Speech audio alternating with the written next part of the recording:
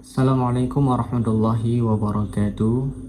Pada kesempatan yang berbahagia ini kita akan melanjutkan pembacaan kitab Ajurrumiyah kita. Bismillahirrahmanirrahim. Alhamdulillah, Allahumma shalli ala sayyidina Muhammad.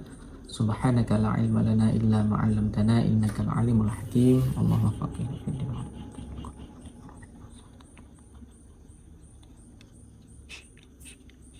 Bismillahirrahmanirrahim. Sekarang kita memasuki dalam babul awamilid dakhilati alal mubtada'i wal khabari. Bismillahirrahmanirrahim. Bermula ini babu itu bab al awamili segala amil, ad-dakhilati yang masuk ianya amil, ala di atas, al mubtada'i mubtada wal khabari dan khabar. Wahya dan bermula dianya amil-amil yang masuk di atas mubtada dan khabar. Salah satu itu tiga asya'a segala perkara. Mana tiga? Kana wa akhawatuha dan saudara-saudaranya kana, wa inna dan inna, wa akhawatuha dan saudara-saudaranya inna, wa dhanantu dan dhanantu, wa akhawatuha dan saudara-saudaranya dhanantu. Maka sekarang kita telah sampai dalam bab amil-amil yang masuk di atas mubtada dan khabar. Yang dasar kalimatnya merupakan mubtada dan khabar. Mubtada barisnya marfu, yang bagaimana telah kita ketahui dari definisi mubtada, dan khabar juga baris akhirnya marfu, yang telah kita ketahui dari definisi khabar.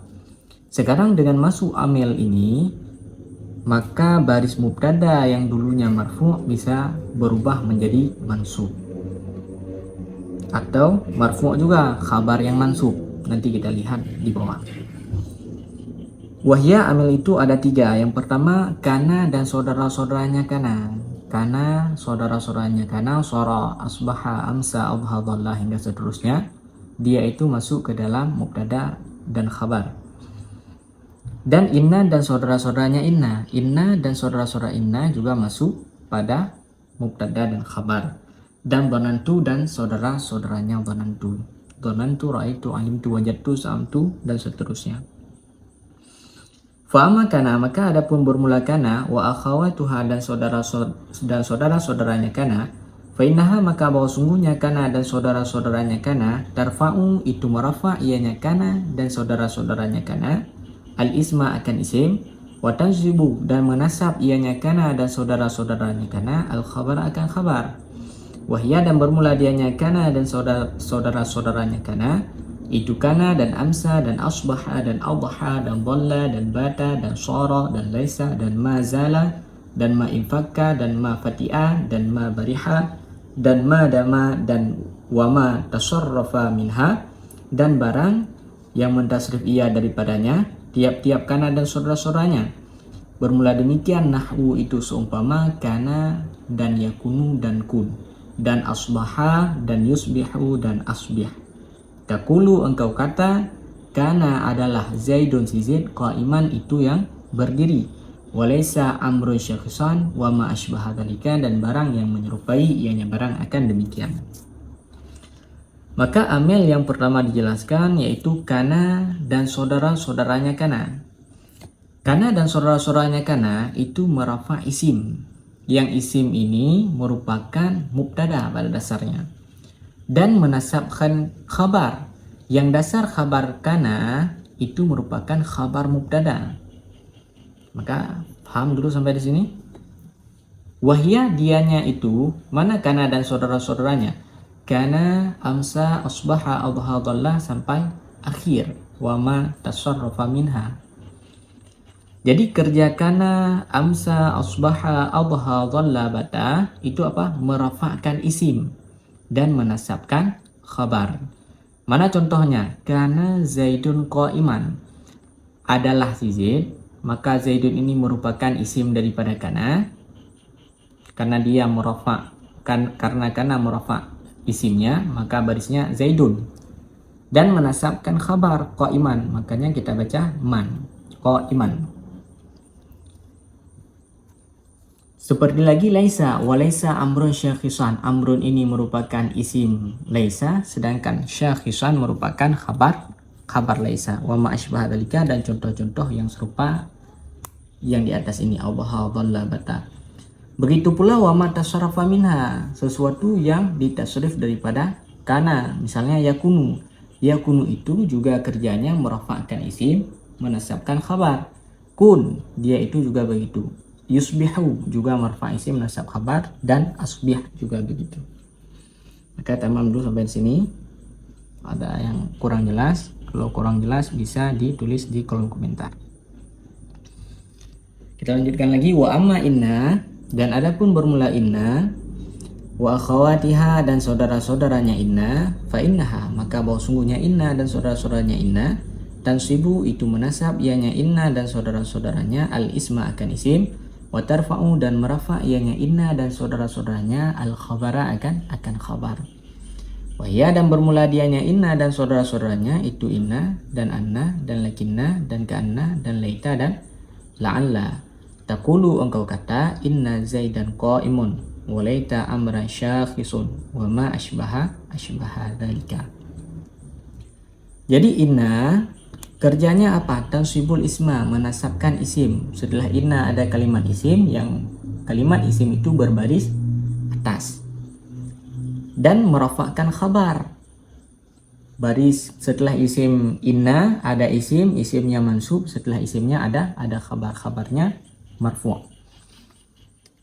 Mana inna dan saudara-saudaranya? Inna, anna saudara inna, lakinna, ka'anna, laita, la'alla. Ini semuanya inna, anna, lakinna, ka'anna, laita, la'alla itu kerjanya menasab isim dan merafa'kan khabar. Seperti inna zaidan qa'imun. Ini zaidan merupakan isim inna, qa'imun khabar inna. Yang dasarnya apa? Zaidun qa'imun, bermula sizid itu yang berdiri.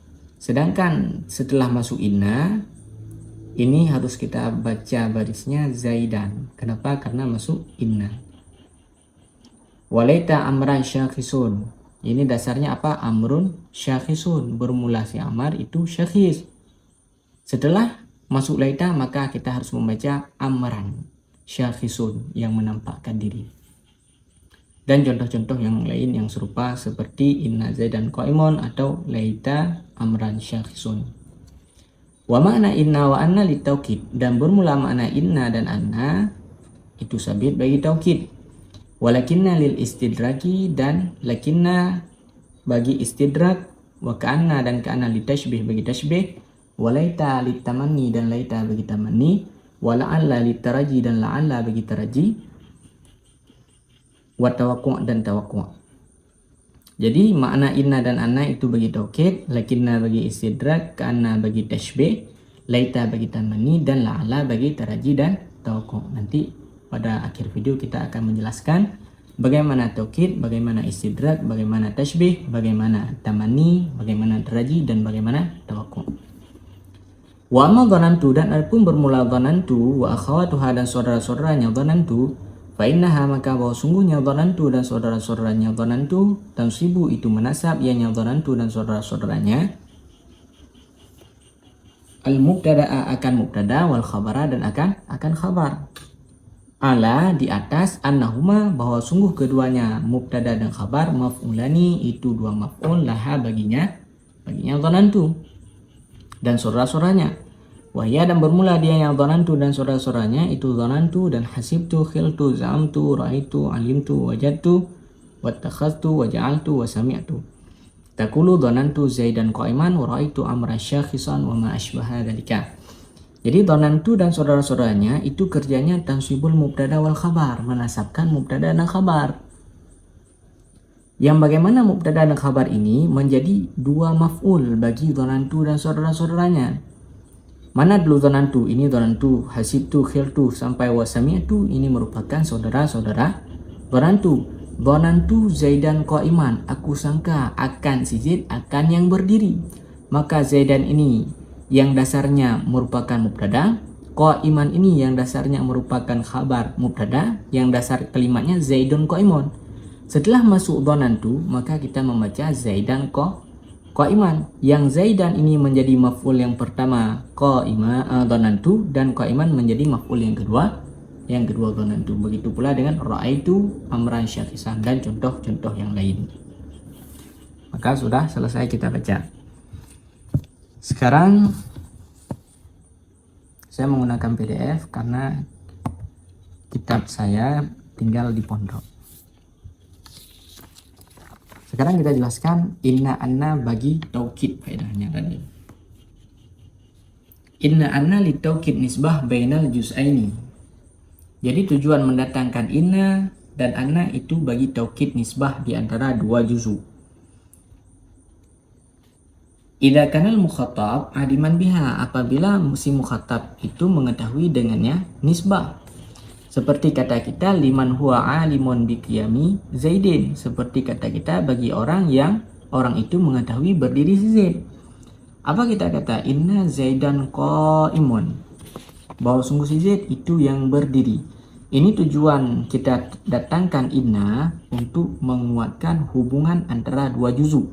Mana dua juzu? Zaidan dan qaiman. Itu apabila si mukhatab mengetahui bahwa si Zaid itu qiyam, si Zaid itu berdiri. Sedangkan yang kedua, boleh teman-teman lihat nanti, ini tertulis dalam kitab Mutamimah al-Ajurrumiyah. Yang kedua ada faedah inna dan anna itu li taukidin nafi syakki anha, untuk menguatkan, untuk taukid nafi syok daripadanya nisbah, artinya menguatkan ketiadaan keraguan daripadanya nisbah. Itu apabila kanal mukhatab syakkan pihak, apabila si mukhatab itu ragu padanya nisbah. Wa mutaraddidan, dan sama juga taraddud, itu ragu fi nisbah pada nisbah. Tujuan kita tambahkan inna ada juga faedahnya li taukid nafi syok anha, untuk menguatkan agar syok pada si mukhatab antara hubungan Zaidan dan qaiman itu kan ada nisbah. Inna Zaidan qaiman, bahwa sungguh si Zaid itu yang berdiri. Antara Zaidan dan qaiman itu ada nisbah. Kenapa kita tambahkan inna? Agar si mukhatab, lawan bicara kita, dia tidak ragu lagi apakah si Zaid itu ada berdiri atau tidak. Dengan kita tambahkan inna, itu benar-benar si Zaid itu telah berdiri. Jadi telah hilang keraguan pada si mukhatab. Selanjutnya ada lagi li taukidin nafi ingkar anin nisbah, untuk taukid nafi ingkar daripada nisbah, itu apabila adalah si mukhatab itu yang mengingkar bagian nisbah. Seperti kata engkau bagi orang yang mengingkar dengan berdiri si Zaid. Kita kata Zaidun qaimun, dia tidak percaya, aku nggak percaya si Zaid itu berdiri. Maka kita tambahkan inna, tujuannya untuk menghilangkan keraguan ingkaran yang ada pada si mukhatab. Inna Zaidan qaimun, si Zaid itu benar-benar telah berdiri. Maka itu 3 faedah inna dan anna. Yang pertama bagi taukid nisbah. Yang pertama bagi taukid nisbah. Yang kedua bagi taukid nafi syok daripada nisbah. Sedangkan yang ketiga bagi taukid nafi ingkar daripada nisbah. Nanti boleh dilihat dalam kitab Mutamimah al-Ajurrumiyah. Wa kana li tashbih, kana bagi tashbih muakkad. Wahwa dilalatu musyarakati amrin li amrin fi ma'na ka'anna Zaidan asadun. Jadi ka'anna ini untuk tasbih, menyerupakan. Apa itu tasbih? Menunjuki di atas terjadi musyarikat antara satu perkara ini musyabbah bagi amrin yang lain ini musyabbah bih fi makna, pada makna. Maksud makna di sini ialah wajah syabah. Maka ini harus kita pelajari dulu ilmu bayan, karena kita tidak akan mengetahui tasbih dalam ilmu yang lain. Maka dengar aja dulu agar nanti waktu jumpa, waktu ketemu tasbih kita tidak lagi asing mendengarnya. Jadi karena ini bagi tasbih ini menunjukkan di atas musyarikat, ada terjadi kesamaan antara musyabbah Zaidan dan musyabbah bi Asad. Jadi antara Zaidan dan Asad itu ada persamaan. Di mana persamaannya? Fi makna, pada makna. Makna ini jalan kesamaan antara Zaid dan Asad. Apa jalan kesamaannya? Sama-sama pemberani syaja'ah. Selanjutnya lakin bagi istidrak. Istidrak wa huwa ta'qibul kalam bi raf'i ma yutawahhamu thubutuhu aw nafihi. Jadi istidrak itu mengiringkan kalam dengan menghilangkan barang yang diwahamkan akan sebutnya atau nafinya. Dengan sebutnya barang atau nafinya barang. Di sini ada dua surah. Yang pertama mengiringi kalam untuk menghilangkan barang yang diwahamkan akan sebutnya dulu. Contoh yang pertama. Mana contoh yang pertama? Mengiringi kalam untuk menghilangkan barang yang diwahamkan, disangkakan akan menyebutnya. Seperti kata kita Zaidun syuja'un, si Zaid itu pemberani. Maka fahada, maka bermula ini Zaidun syuja'un itu diwahamkan akan sebut mulia. Maka pada akan mana Zaidun syuja'un fahada, maka bermula ini Zaidun syuja'un itu diwahamkan akan sebut mulia. Kenapa? Lianna min syimati syuja' al-karmu, karena daripada kebiasaan pemberani itu mulia. Karena waktu kita mengatakan Zaidun syuja'un, itu akan tersangka dalam pikiran kita, akan terfikir yang bahwa si Zaid itu berani, oh dia pasti mulia. Kenapa akan terfikir waktu kita mengatakan Zaidun syuja' akan terlintas dalam pikiran kita dia itu mulia? Karena emang kebiasaan pemberani itu mulia. Maka dengan kita menambahkan lakin farufi'at dalikal wahmu, maka hilanglah demikian sangkaan. Sangkaan apa tadi? Sangkaan si Zaid mulia dengan kita menyebut syuja'. Makanya kita tambah lakinnahu, maka sangkaan mulia ini telah hilang dengan kita sebut lakinnahu bakhil. Maka contoh yang kedua, artinya mengiringi kalam untuk menghilangkan barang yang diwahamkan akan nafinya barang. Wahwa ma tuhamu nafihi qaulika ma Zaidun aliman lakinnahu soleh. Dan bermula dianya yang kedua itu barang yang diwahamkan akan nafinya.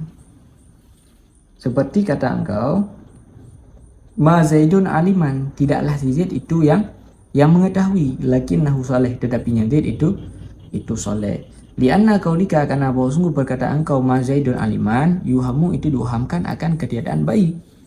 Karena bahwa sungguh kebiasaan daripada orang-orang jahil itu ketiadaan baik, maka dihilangkan akan demikian waham dengan kata engkau lakinnahu soleh.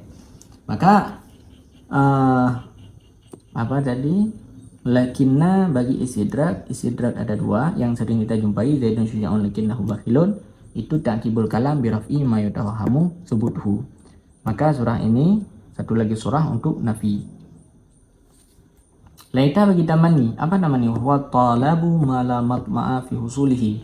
Artinya menuntut barang yang tiada mungkin untuk hasilnya. Ada dua yang tidak mungkin untuk hasilnya. Ada imma li ta'asurihi, karena sukarnya, au li ta'adzurihi li adami imkani husulihi, atau karena ozornya seseorang karena ketiadaan mungkin untuk hasilnya. Jadi tamani ada dua.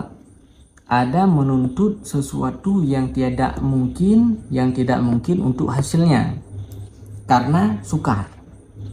Maka contoh karena sukar, kita tidak mungkin mencapaikan sesuatu itu karena sukar.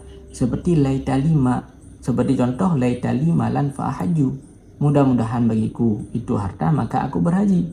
Itu seperti contoh itu orang yang berkata dia sudah tua dan lemah, dia itu tidak sanggup lagi berusaha. Maka contoh laita lima lan fahaju itu sesuatu yang tidak mungkin untuk hasilnya karena sukar, karena dia sudah tua, tidak bisa lagi bekerja. Atau karena ozor untuk mendapatkan sesuatu itu. Seperti laita syababa aidun, mudah-mudahan muda itu yang kembali. Kita telah tua, telah hidup dari masa muda, telah tua, bagaimana kita bisa kembali lagi ke masa muda kita karena kita sudah tua. Itu uzur memang secara adat tidak bisa, dan telah kita lihat daripada orang-orang yang terdahulu daripada kita. Tidak ada orang yang tua bisa kembali lagi menjadi muda. Wala'ala litaraji, la'ala bagi taraji, wahwa irtigabu syai'il mahbub. La'ala bagi taraji, taraji itu apa? Mengharap sesuatu yang dicintai. Seperti la'ala Zaid dan qadimun, mudah-mudahan Zaid itu datang. Jadi mengharap sesuatu yang dicintai itu namanya taraji. Dan tawakku, ittiqabu syai'il makruh, Tawaqu' irtikabu syai'il makruh, artinya mengharap sesuatu yang dibenci. Seperti la'alla amran halikun, mudah-mudahan si Umar itu yang binasa. Wallahu a'lam bishawab wa ilaihil marji' wal ma'ab. Ini kita buru-buru aja. Ini untuk bisa memahami hanya sekedar saja bisa memahami, sekedar bisa mendengar-dengar saja agar tidak asing waktu mempelajari keduanya. Wallahu a'lam bishawab wa ilaihil marji' wal ma'ab. Maka apabila terdapat kesilapan dan kejanggalan, mohon di komen di bawah ini.